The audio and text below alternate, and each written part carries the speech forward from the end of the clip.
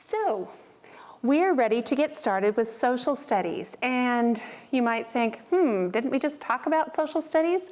Well, it was a nice tie-in. And what we did the last session with thematic units will make some of this a little easier to understand, and you've already been to the standards, so you know where to find the social studies standards. So there are some things that you're already finding out.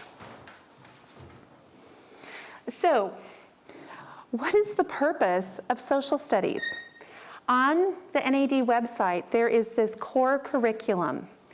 And I hadn't actually read it until I needed to for an assignment, but it's really well done. And so I just wanted to point it out to you. It goes over the purpose. What is the Adventist worldview? How can our curriculum reflect this worldview? So it's keeping our Adventist worldview in our heads as we're planning everything. So purpose, creation, what was God's intention? How has God's purpose been distorted? And on through redemption and recreation, and how he's going to make us new, and how he wants to do that in our lives. And then as we're planning, essential questions. What are we really focusing on? What are the main topics? What skills will we need? And then keeping that assessment piece in mind for how to know that the students have actually learned what you wanted them to learn. And then practicing. You can't just stand up there and teach them something and think they're going to learn it. They have to practice. They have to make connections. They have to learn to apply it. And then a product. Sometimes it's a test of some sort, but it's really nice when there can be a project that goes along with some of the different things. Social studies, it's a great time to do a project. Again, I don't recommend doing a whole bunch of projects all at once in different subject areas because it can be a lot to manage. And so social studies is a good one.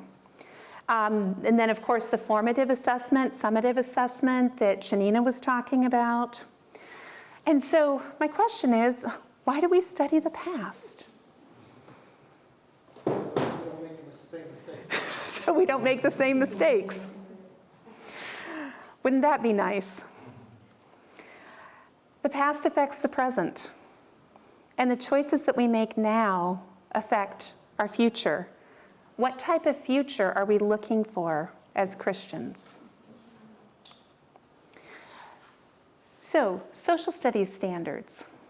I've already shown you how to get to those at adventisteducation.org and then get to curriculum and then standards, or you can go straight to social studies, and I think you can get to standards that way, but definitely the standards. So, social studies, we've got a whole table full of resources. These are all of our textbooks. So one thing that I want you to see, if you're teaching grades 1 to 3, we have consumable textbooks that are brightly colored. Well, that page isn't. You know what? Let me put the teacher edition down, and let's pull out the student edition. Okay, these are absolutely beautiful. And they worked really hard for them to be engaging. And those are up through 3rd grade. 4th grade is where you start the actual textbooks. And so 5 to 8 has textbooks. Now this is where it gets tricky. So this one that I am guessing most of you have is grades 5 and 8. All right? 5th grade is the first half of the book. 8th grade is the last half of the book. Okay? Now, Did you say 4th is with that one? This is 4th. This is 4th. And these go with 4th too. Okay. I'll go right back to that after this, okay? So first half is 5th, last half is 8th. There is a possibility that you might have a book that looks like this. If you do, you probably also have one that I believe has Pocahontas on the front. And this would be the last half of this book, and the Pocahontas would be the first half. You just don't have to share the book or have to figure out where half is, all right? Then there's world history. The first half is 6th grade, the last half is 7th grade. I know. They were working to keep small schools in mind so that you didn't have to buy as many textbooks, but you end up with a really nice big book that your kids can use. The first half of this, or the Pocahontas one. This is 5th and 8th. So you have 5th grade, then you have 6th and 7th, and then you have 8th grade as the last half. And they're clear in the table of contents somewhere where the split is? You know what? Wait, I can show you the pacing guide. We found one that works for the upper grades, and so you will totally be taken care of, okay? Because yes, that is tricky. 4th grade, they didn't know what to do with us because we also want to teach state history. So I actually have a state history book for each of the different states, and this you would use for maybe a quarter of your year, and then this for the other 3/4 of the year. So that one is a little different, just because we want to make sure that we're getting state history, because for all of our states, they really want us to know state history. So then we have some supplementary resources. So I have some of those here. I have for the lower grades. The upper grades we'll talk about in a minute. So there's a book on citizenship, there's a world atlas, and there's one set of these for the class. Then, this is kind of cool. There are these different books. So this is a places and events book. And do you see the different colors on the back? These are different reading levels. Same book, different reading levels, so that you can hand them to different kids, and yet the cover's the same, and they can enjoy it together. So if you're so 3rd and 4th, or if you have a grade, or I think this might be, I'm not sure if it's 1 to 4. I'm not positive on that, but I know that 3rd and 4th has these. If you have lower readers, you can hand them the lower one, and yet it still looks like they're reading the same one. And so that's really helpful to their self-esteem. They don't necessarily realize that anybody has something different, and nobody else does either. And I'm going to take my mask off. I always forget. Then there are some CSI cards. And these cards, there's citizenship, where here's one that's talking about doing volunteering, and it's using evidence. So looking at the picture, what are the volunteers in this picture doing? What's the difference between volunteering and working? And then there's an activity that you can do. So there are times that you're looking for activities, and these can be helpful for that. Again, these are specific to 3rd grade, and I'm guessing that 1st and 2nd grade have them as well. 4th grade, there is no teachers. Yes, there is a teacher's edition, but there aren't online resources for it. There are online resources for 1 through 3, but 4th grade was a book that they put together for us, recognizing that we needed one on regions of the United States, and that we were going to be doing state history. So they just kind of put it together for us, and so it's not part of their regular curriculum, but it's a nice looking book. Online resources. So let's just take a look at some of these online resources. So I'm going to go to, I'll use that one first. So this is the third grade, these are the third grade online resources. So if I go to the teacher edition,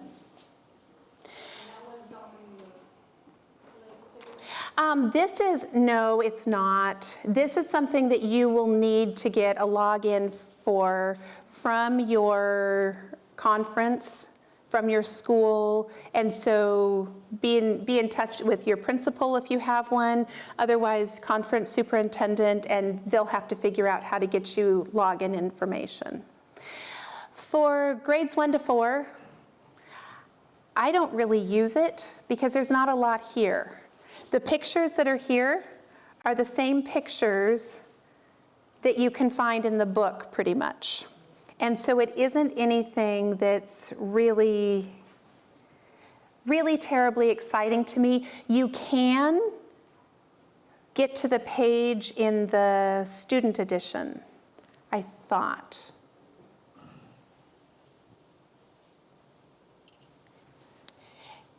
There are some menu options here.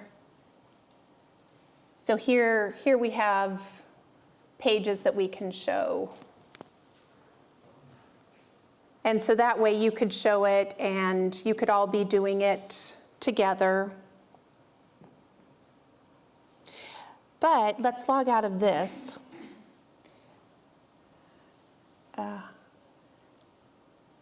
And get back. All right, I didn't practice doing this. I found the place where it was log out, there. I want to show you the upper grade resources because for upper grades, there are amazing resources on here.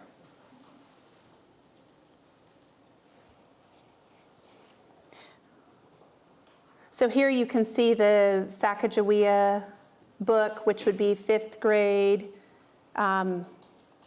The astronaut one would be the 8th grade, and 6th and 7th is still together. So if I click on this,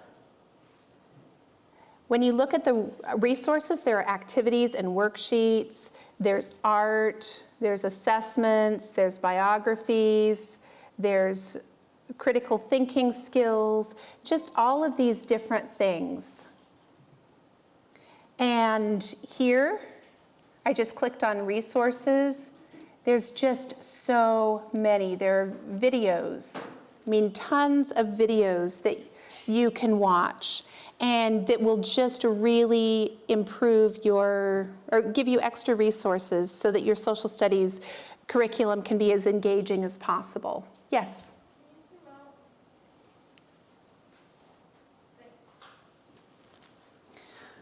Yes. And so anyway, there's just multiple there, and so for each lesson you can search, and there are just multiple resources for every lesson, every chapter, so you'll have a lot that you can look through. And so that is something, especially if you are upper grades, you're going to want to bug your principal, bug your superintendent until you have that login, because it will be super, super helpful.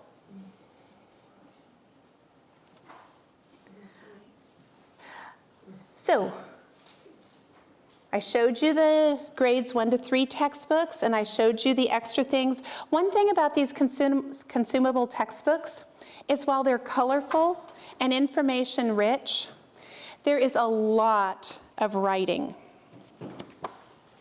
And frankly, the kids get tired of writing. So if you were teaching grades 1 to 3, my kids got so that they didn't like social studies if I was making them write and answer all these questions every time. And so my conference Michigan Conference gave us permission to use this as a resource. So that's what I have done, and that's something that you could check with your conference, because while there's good stuff in here, it can be overwhelming to these kids, especially especially when you're getting in first and second. So some things that you might consider doing is having things typed out that they could glue in. You could just do it as a class, and maybe you would have them write the word in class, or write the two words in class there, so that anybody looking at it would see, oh yes, we did this, or it was done, but it was done in class. They weren't required to write something down. But that way it doesn't look like you just have an empty book. Does that make sense? What book is that? This is third grade. Mm-hmm.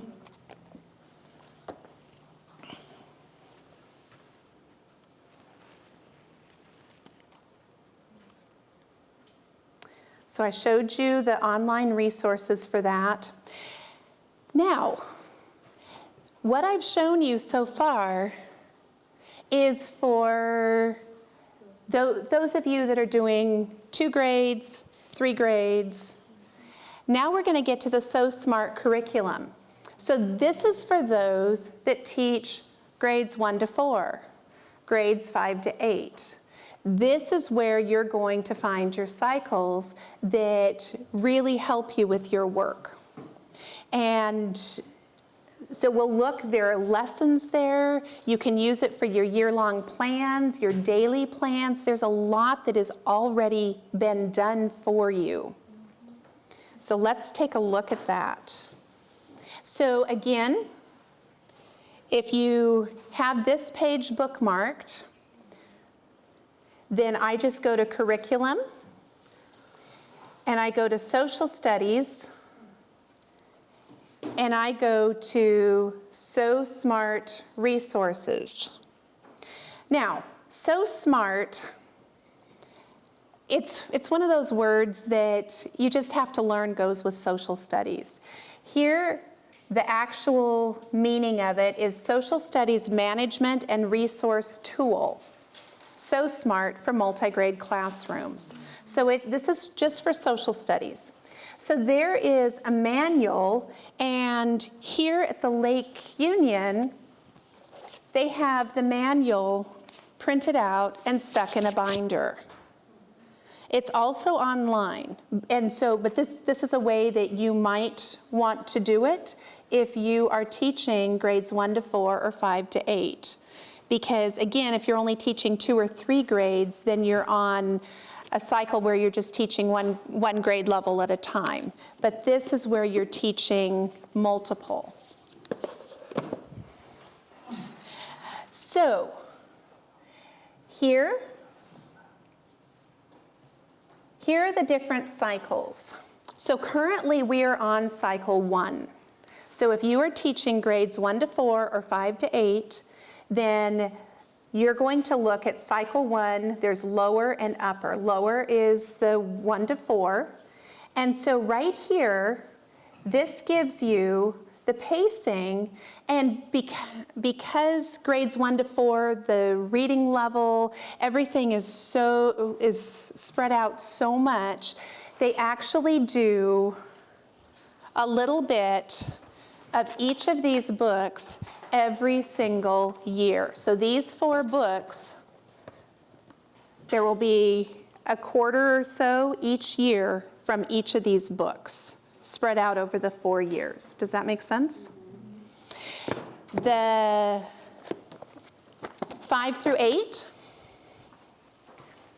it is not set up like that. The 5 through 8, you're just working your way through one whole section. Let's see. Oh, that's not what I wanted. So if I go to cycle 1 upper, you can see that it takes in ancient Egypt, Greek civilization, Rome.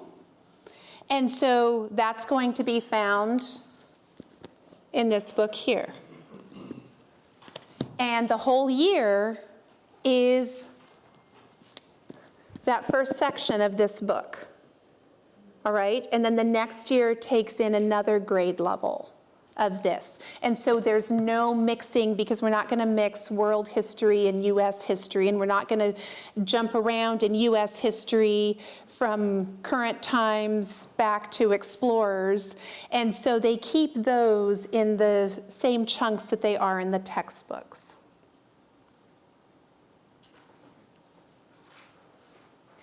And something that it's right over here, you can see the pacing. So for the chapter, what does a historian do? The suggested pacing for that is 4 days. Geography, economics, and citizenship, the suggested pacing is 5 days. And so you can see about what the creators of this So Smart curriculum thought that it would take. And that would be a way that you will be able to cover your curriculum over the course of the year. And, whoops, that's not, yes. And the same thing here. So for grades 1 to 4, it has people and traditions. Change over time is 3 days. Special holidays is 3 days. And so as you're making your long-term plans, you can see exactly how many days you're going to need for the chapters. And recognizing that people and traditions in our world are all taught that first quarter. And so that gives you the beginning and end date for it, and then you have to figure out how to make it work in the quarter.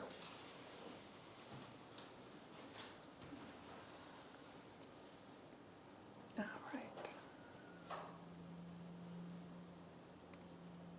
So a practice lesson might be, imagine a day spent in the Caribbean. Are you hearing a theme here?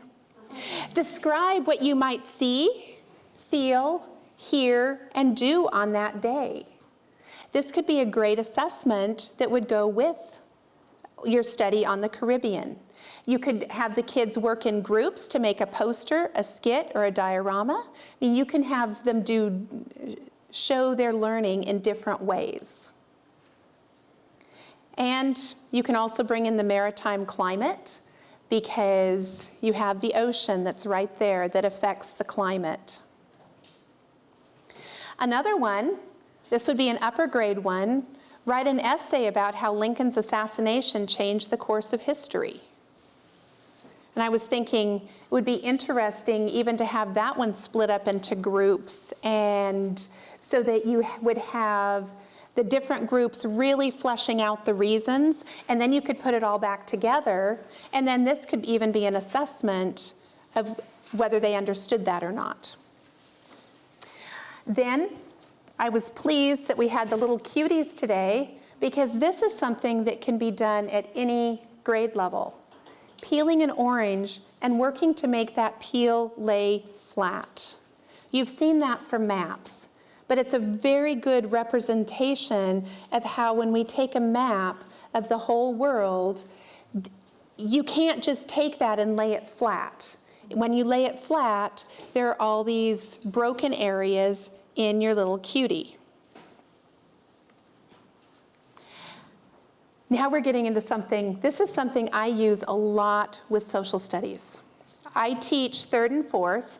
And so this is something, this type of thing could easily go up through 6th grade. By the time you're in the older grades, you might be doing more like the trifolds. But a lap book is kind of like a mini trifold. It's done on a file folder. And so you just take the file folder and you bring the flaps around and fold them to the middle. And then you can open those up and you have this cute little mini trifold. And there are all these brightly colored folders that you can get that the kids can choose from, and so they're not having to worry about painting or coloring or doing anything to add color to it. So because I teach 3rd and 4th grade, this is one that is on regions, and this is the Northeast region. And so what's really cool is they learn about some of the animals and plants, And I can go straight back to my textbook for them to get the information. And it's another way that I'm using the textbook as a resource, but they aren't doing all the writing in it. And they're learning to do research and be able to do close reading to find the information that they need. One thing that I did is I took and I tore pages out of books. I had several books that were extra, so I tore pages out. I stuck them in page protectors. Then when it was time for the kids to do a portion of this, I laid out those pages and said, here are the pages, look through these. And so they were actively involved in that, and yet when they were done, it came back. It could all go back together in my book. And so that has been really helpful. The first year I did this, I thought, oh, the kids will just love this. They won't mind the writing. Well, I tore out a student book and put it in here so that I could write on it with a dry erase marker under a document camera. And again, there are times to do that, but just know that these kids, they're going to get tired of writing. And so if you're making them do the whole thing. There are teachers who have said, oh, my kids just love them. I was working in a multi-grade situation and I had 2 kids and they could just go through this on their own pretty much. Well, I don't have a situation like that, and so if you do, you are very blessed, and let them enjoy their book. But just know that not all kids are like that, especially as you have these busy little boys. They're not going to want to have to do that much writing. So in this lap book, let's see, there's sections where they learn about the land, the water of the region. They're identifying the states and the capitals. They're looking at different landmarks that are there and the culture. And so for this, each day that we had social studies, I had them responsible to do one section of it. And so then each social studies day, they did the next section. Well, when I do that, all of a sudden my plans are made for several days. I just have to make sure that the copies are made. So that is really helpful.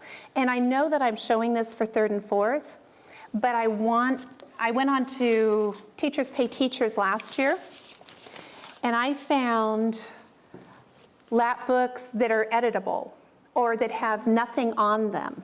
And so you can have these cool things where maybe you have something that there's multiple of. You can have them write the title for each one here, and then, they can be writing the information or drawing pictures there. There are ones that fold like this. And so there are different flaps, and then they can put information on the flap. And so you can use this for any of your social studies and science. It works for science too, even though I'm not talking about science now. But there's just multiple types. There's the little accordion ones, and there are ones here with multiple flaps. And so you can have them writing or drawing just a small amount of information. By the time they're in 4th, 5th, 6th grades, they can write a lot of information here. And when you're done, all you have to do is stick it on a file folder, and it makes a great presentation for a learning fair or a parent night, any time that you really need to showcase what your kids are doing. So if you do something cool like this, hold on to it, because in the spring you will probably have something like that, and you're going to want to have all your really good stuff to share. These are also nice. You could invite other kids from the class or from other classes. Here's another one that's just set up a little differently, and so there's some variety to these.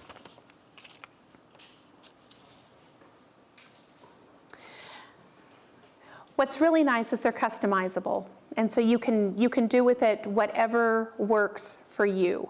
There are ones that you can find on Teachers Pay Teachers. I actually have one for Mexico, the Caribbean, and Canada, which is something that 3rd and 4th graders are doing. And so if you're interested in that, I've got that. And what's cool is if you have all the grades, this is a great way for your younger kids to be working on a little trifold in a very systematic way, and then you can have your older kids working on their larger trifolds, and they can all be working on trifolds at one time, and they can all feel included in that. So some of the themes. There are social studies concepts. Some of the ones that make great themes, economics. So economics is one of my favorites because we have this book, The Lemonade War. I did have to white out just a few words, but overall it's really, really good, and it goes through so many of the economics principles. And yet it's a storybook that they're interested in. It's a brother and a sister that are both trying to make the most money that they can with a lemonade stand, and they're learning how to do that. And so then the kids, they work on their own products. I give them a set amount of money to use for their own products. They make those, and then we have a day that they sell them. I mean, of course, for art, we're doing advertising, where they're having to come up with pricing, and we're having to figure out whether they made a profit or if they lost money.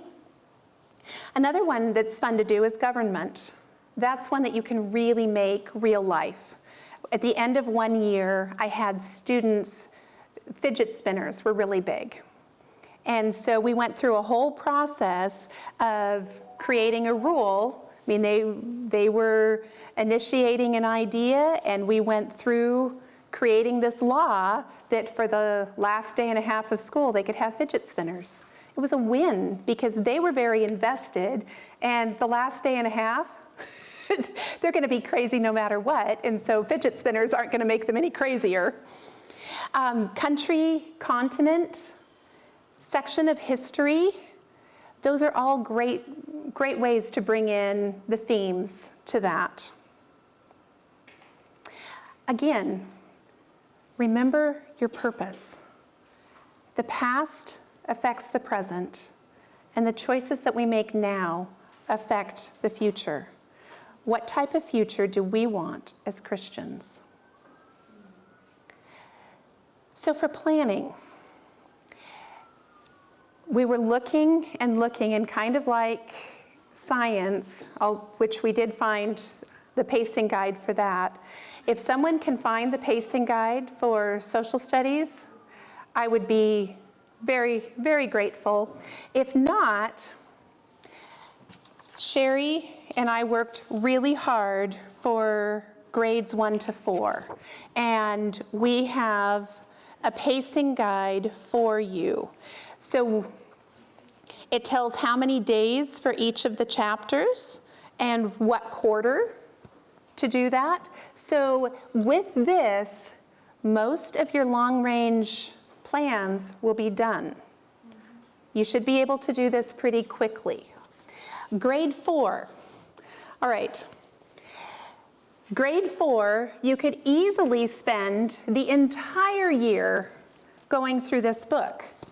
The problem is you need to do some state history. And so if is anybody planning 4th grade? But when you do need it, I just want you to realize that in this pacing guide, we allowed 1 quarter to work your way through state history, and the other 3 quarters to go through the different regions. Other than that, the chapters are the pacing that you would find in the multi-grade, but we separated it out by grade level. So if you're doing 1st grade this year, you just need to look at the grade 1 column. second grade, the grade 2 column. I notice here that in the grade 2 column, there's only 6 days worth up here for the first quarter, and then there's way too many weeks down here.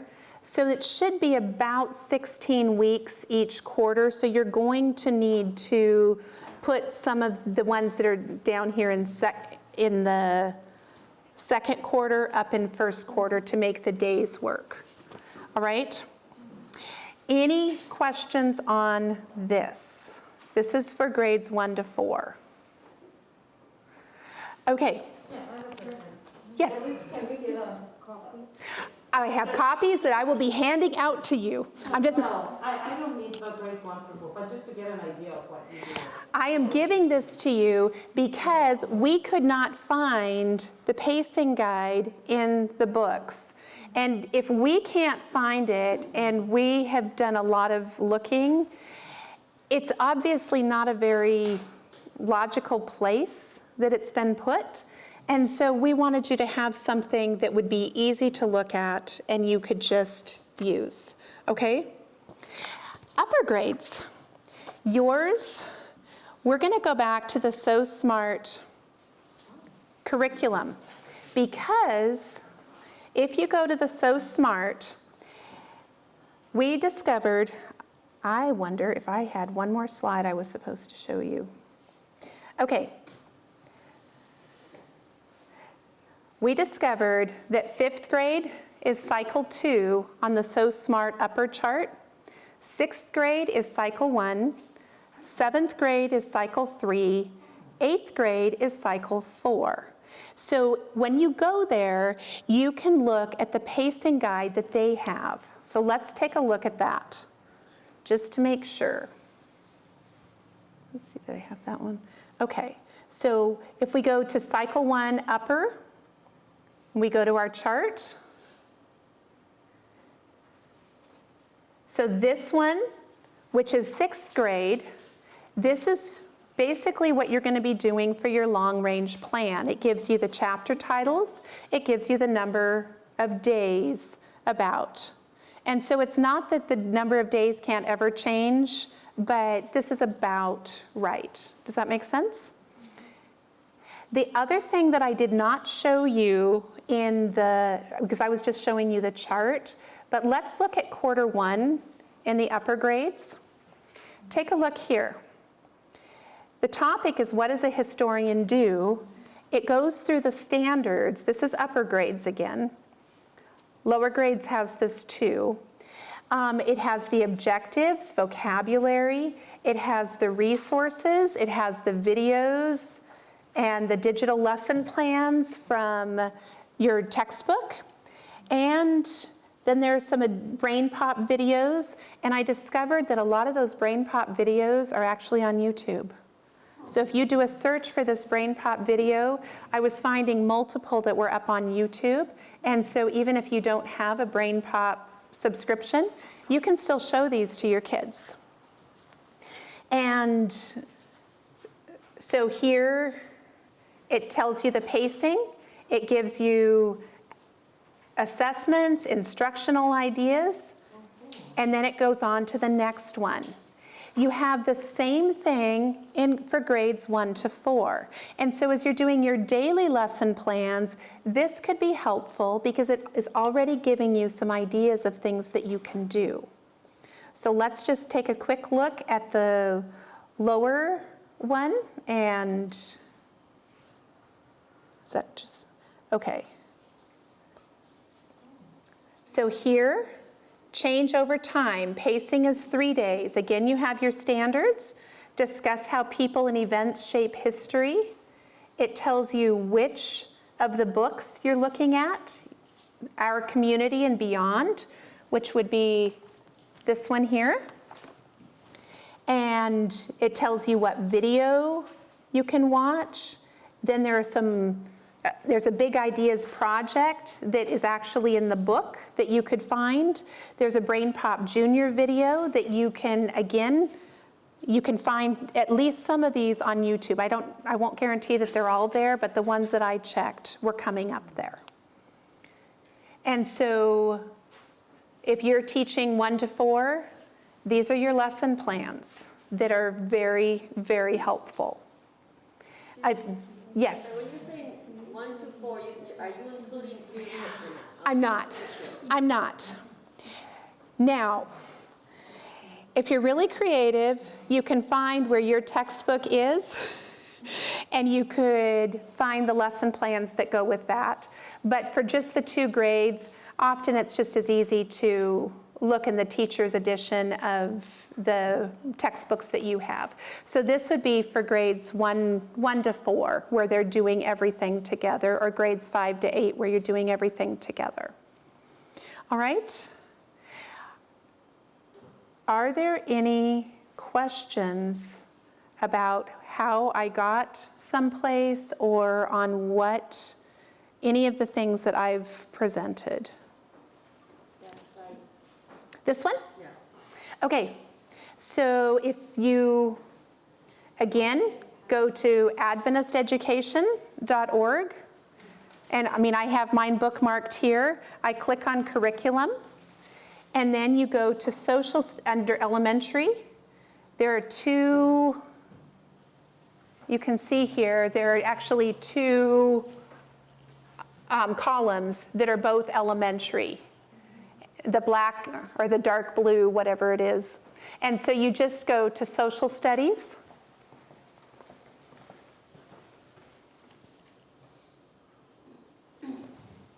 And then you can click on So Smart Resources, which again is right here. Okay, it's up in the Padlet, aren't you? It's up in the Padlet too.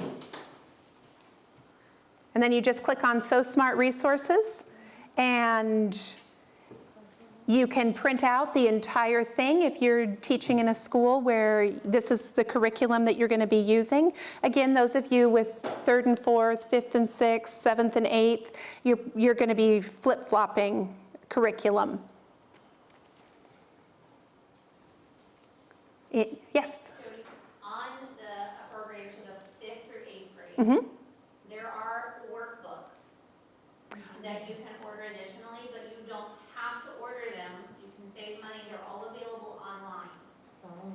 So you can print as needed and not have to buy the entire book. Very nice. And then we can put in the Padlet the link to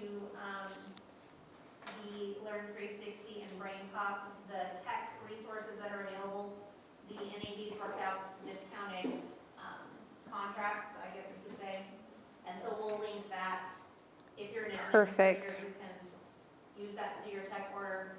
If you're not an administrator, you can talk to your principal about what resources you would like, because there's great ones on there. Oh, that is fantastic. Yes? I may have misunderstood, but did you say that you couldn't find the pacing guides Yes. in the 5th and 6th grade? We were looking through all of them, and Because they are in here. they are in there? Yeah. Okay. And we had multiple people looking through, but you know when you're under pressure and it's not something that we're always looking for. So thank you. What page or what section? Okay, so if you look in the index, it actually will say that it's like precedes the chapter. So for like chapter 1, it's on page 1A. And then for chapter 2, it'd be page 25A. So I guess it looks to me that whatever page the chapter starts on, it would be that page A. Okay, so are you telling me that they don't have a nice page that goes through the entire year? No, it's chapter by chapter. But- Okay. But it does, it's a basic guide and it tells you Yes. how many days they recommend for each lesson. Okay, so you said 1A, because I'm, For chapter 1, yeah. oh, let's see, that's the, all right.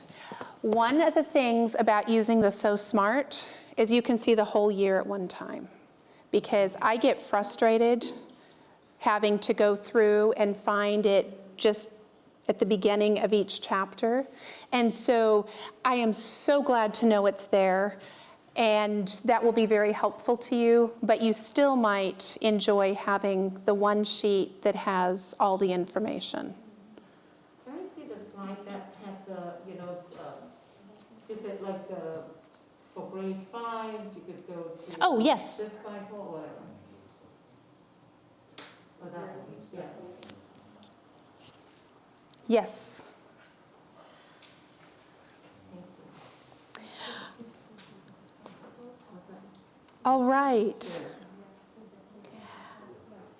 My recommendation is that we have a little bit of extra time, and so if there aren't any more questions, then feel free to get up, take a quick break, and then long-range planning, again, using those pacing guides, and I have the ones for grades 1 to 4. Using these pacing guides should really help you get the long range done quickly, and then you can start on your daily lesson plans as you're looking through. We have a teacher's edition for each of the different books here, and so if you didn't bring them, feel free to come up and borrow. And in your table groups, feel free to do these together. You just have to make copies or share the document so that you can turn it in yourself. But you can totally do your long-range planning, your 2 weeks of lesson plans with the people at your table. So take advantage of that, because then you're done and everybody's done, and it feels good, and you have the support going through it. So feel free to do that if you prefer to plan on your own. Of course you can do that. All right. Go ahead. All right, so we're just gonna have a time to kind of debrief together, the grow time that's on your schedule. One thing that we need to just verify with you, you should have all gotten probably 2 emails. One of them was a Google link that was not correct. It was actually a planning document. And then the second email should take you to a Google Drive, and it will take you to where you're gonna store or upload your information that you're planning, all the stuff that you're doing. So you're gonna go in there, you're gonna find your conference folder, click on it, and then find your name, click on that folder. And then as you submit stuff, would you please be very careful to label it appropriately so that it's easy for other people to recognize what the work is that you've done, okay? It's my daily plan for whatever, my lesson plan for science or whatever, or my yearly plan for whatever subject area. So a couple of areas that we know we need to address just based on some feedback from people in the, you guys, and things that these facilitators have, questions that they have answered. We're gonna go ahead and address those right off the bat, but other things that you have questions about, just be prepared for those. So Lisa's gonna talk a little bit about the instructional count. Okay. So there has been some questions of like taking out days, and I was a little confused on the questions too. I'm like, what? You still have 180 days. But the question was about if I have 2 days of science a week, how many days of science do I have in a quarter? How many days should I plan? How many days should I take out when we have map testing? If I have a field trip, if you have these, take them out. When we talked about it, kind of the consensus is don't take them out. If you have science 2 days a week, 4 days a week, 3 days a week, times 9, kind of do your yearly plans, just counting on the quarter. Don't worry about how many instructional days are. I am constantly shifting week to week, day to day, my science plans, because we had a fire drill and my science went out the window because, we had to go outside and that was right in the middle of the science experiment. So we shifted plans. You may have a field trip that comes up. Week of prayer went over. So your class period got shifted a little bit. Just be really flexible, but go ahead and don't worry about taking out days for map testing or field trips, or just kind of plan to be flexible on that and just plan by the quarter. that will help, I think, alleviate some of the stress of trying to count days and for instructions. But yeah, don't be afraid to use arrows. And when you use Plan Book, it's very easy to bump lessons 1 day, 5 days.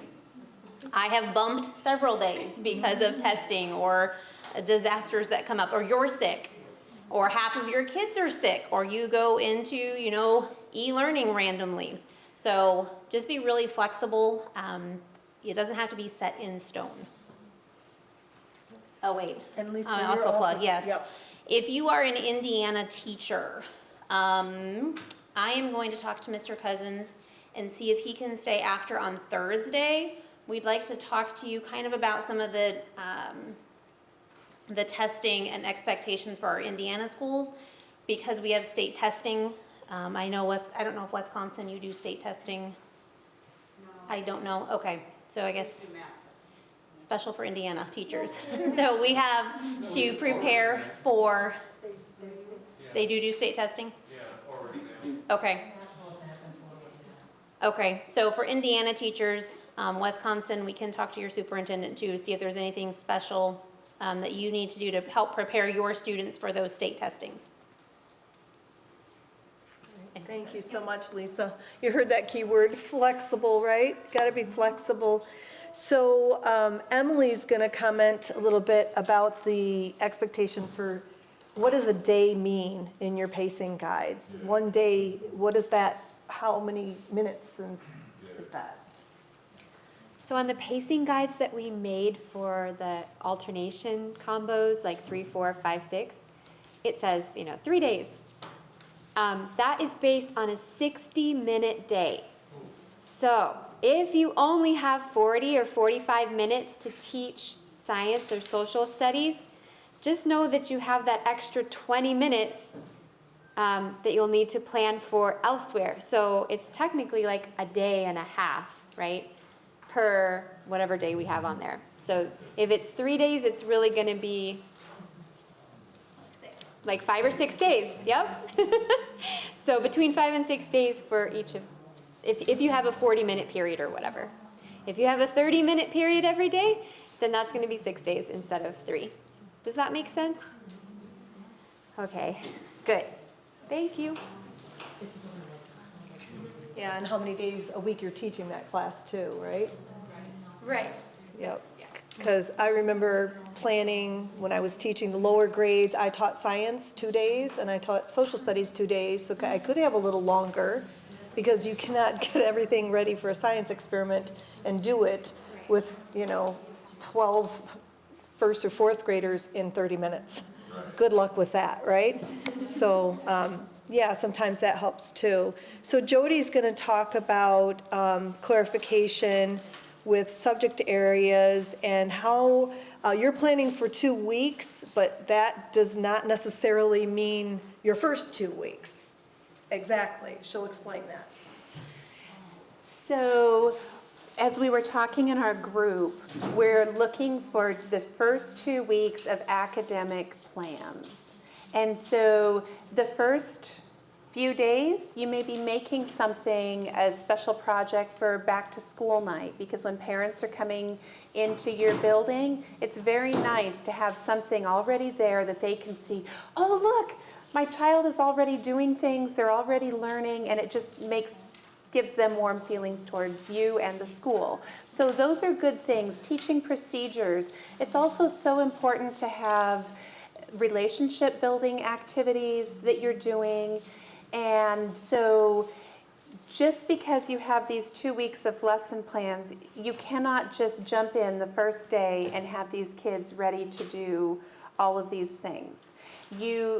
So some of them may start on the first day. Some of them may start on the second day, the third day. So keep that in mind as you're planning your schedules. We need two full weeks of academic lesson plans, social studies, science, language arts, math. And then know that before those lesson plans start in your school, in your classroom, you're going to want to include the team building and procedure teaching activities as well. Harry Wong, right? So you're saying basically 2 weeks plus 3 days plus 4 days, so 2 weeks of academic plus the 2 or 3 You don't days. have to do those extra days to turn in. All you have to do is the 2 academic weeks to turn in. Okay, you're just saying it's wise to have 3 days of, I'm just saying it's wise Right. when you do your actual lesson plans for school, Yep. that you bump those, some of those academic ones. Yep. Maybe another way to say And- that is, oh. go ahead. I was just gonna say, remember that there are pre-assessments, I mean, there are pre-math assessments, there are reading assessments that you're going to be doing if you're teaching language arts. And so, remember those and build those in as well. Yeah, another way to say is you might be doing like 10, you're doing 10 days of academic stuff. But maybe math, you start on the second or third day, but it doesn't look like your lesson plan. Maybe you're doing the assessment. Maybe you're doing some fun mad minutes and warm-up type things. And then the fourth day, maybe you start with your actual math lesson plans. But maybe you're not going to start with your spelling that first week, right? You're not going to give them a spelling test on Friday. So that would fall into the next week or however, whenever you're going to incorporate that. And science and social studies, remember, those are only two days per week often. And so we are not looking for 10 days of that. We're only looking for the 4 days in the 2 weeks. Whatever would take 2 weeks. And I would also say that when you teach procedures, depending on the level that you're teaching, you may need a little more time and it needs repeating. But you also want to be conscious that parents are going to be asking the kids, well, how was school today? What did you learn today? And if for 3 days, 4 days, they're saying, we just learned procedures. So you've got to balance that, right? So you understand that procedures will need to be retaught, and the first day will be heavier, but as you go into the second and third day, it's going to be lighter, and it's going to be a good balance. So kind of keep that in mind too, that you're not introducing them to what they will be covering academically too far back, without, giving them some awareness of that. What also helps is if you send a letter home to say that you're doing it, you don't ask the kids, and there's no in between. Parents understand that. Good point. So what other kinds of questions do you have or things that came up in your work today, partly yesterday? I'm sorry, Nina? For science, if you're teaching 4 grades, we are not doing second for first and second or 4 for third and fourth. We have to refer to the binder that shows us the cycle. If it is cycle, remind me what cycle is this? I'm doing standards-based. Cycle 1. Cycle 1. So you go to the binder that says cycle 1, and then it will tell you which page from the 4th grade textbook, which page from the 3rd grade textbook. It is not like you're teaching 4th grade to 3rd and 4th and 2nd grade to 1st and 2nd. Refer to that binder. Cycle 1. Another tidbit on that, you might want to check with your previous teacher or administrator to find out if you are on the right cycle. Make sure that you are on cycle 1, that they didn't get off schedule. If And you don't that want to plan for the same science book, Yes. you will hear, and I'm saying that because our school somehow got off schedule. And that happens. So, The kids will tell you. the kids will tell you after you've planned all of this time that they've already had that math book. Yes. They've done math, they've already had that social studies book. So just check. if you were off the year before, isn't it better to get on? So if I have to repeat 1 year and then be on, Parents are not going to like that. I would- I get your point, but parents are not going to say, wait a minute, tuition, I could just see parents, some parents. But you make a good point, it's just that you have to also know that, except that you won't have the same group of kids if you were teaching a single grade, but because you're multiple teaching and if you're alternating, for example. So you gotta think about that too. I would say that's a flexible question too, because you have to look at the size of your school. How many kids is that going to affect? And what kind of learners are they? If you have low learners and there's some things you need to go back and repeat and it wouldn't hurt a soul, I would do it and get back on your cycle. Exactly. You're a different teacher. You're going to pull in different resources. You're going to present it differently, different activities. So, they'll still benefit. But, you know, it is wise to be very careful doing that as well. Other questions or things that came up that you're not sure about? Other help areas you need assistance in? There'll be some questions again at the end of the day in the Padlet on the exit ticket. I don't think it's in there yet, but it will be in there shortly, probably really soon. I have a question. I just wanted to know how many of you have successfully been able to access Padlet? Everybody? There's no one that has not. I have a question about the Padlet. Are you gonna update what was being shown up here, because I think they were not. Which is it missing? I think either I didn't find it here, or but the Yeah. slides that you were showing. they Which were not slides? here. Like the worship, one example was the worship, I didn't see it here.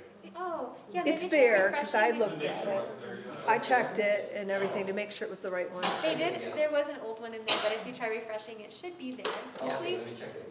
But that's a good question. If you guys see anything that's missing that you want to see in there, just let That Lisa you or added- myself know, or one of us. That you wants to added the standards are available there. Oh, yes, the standards are available. So under the thematic resources heading, the link to the standards is there. Are there any other links you want access to, or resources, information? What would be helpful at this point? A lot of time. Time, right? Yeah, okay. Time. So here's a question. Is it helpful for you to continue working like this where you're kind of collaborating? Are some of you finding that, you feel a little shut down because it's too much going on? You know that we all have students in our room like that, right? They just need that quiet corner. We can provide you a quiet space somewhere if you just need to kind of block everything out and think. Whatever you need, you just need to let us know. You can let us know in the exit ticket too, it's posted, so it is up. So if you need a quiet space, you can just tell us tomorrow I need We'll find you. quiet, what did you call it? What did your time is? The calm. The calm corner. A calm corner, yeah. Corner. Anything else? Questions or comments or anything? Thank you for the book. Yes, Thank you so much for the book. absolutely. So I'm going to give you a couple reminders then, and I think then we'll be done. So don't forget that you are thinking about questions for your superintendent, and like Lisa's going to address with the superintendent for Indiana about the testing, that would be a question for, them specifically. But if you have something that any superintendent could answer, or, you feel comfortable asking yours, like what's a normal observation evaluation schedule look like? What is that going to look like when you come in my room? What are you looking for? Whatever you want to know. If you just want a generic answer, you can ask the panel.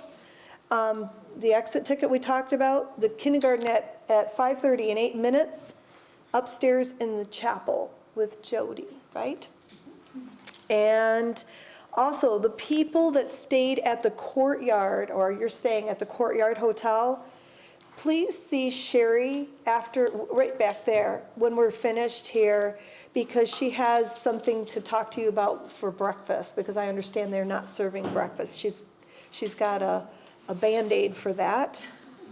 And then we already told you about the Google Drive and how to access that, so I think that's everything. Is there any, Dr. Horton has 2 things, I think. One more thing, for the junior academy person, Mhm. mine will be shorter than kindergarten, I'm sure. I talk fast. She has a lot to cover, these are just syllabus. Good. Okay, and just one more thing, the idea of Indiana meeting with the superintendent gave me the idea this afternoon that we probably for the first time can schedule it where Michigan, Wisconsin, Illinois meets with their superintendent, and so Terry and I kind of work it out to decide where. We'll let you know on Thursday which room we'll be having lunch with the superintendent. Good We'll idea. be serving down here. The largest group, Indiana, would likely meet here. Wisconsin will meet, we'll work it out. Indiana has the largest group, so definitely down here. We've got the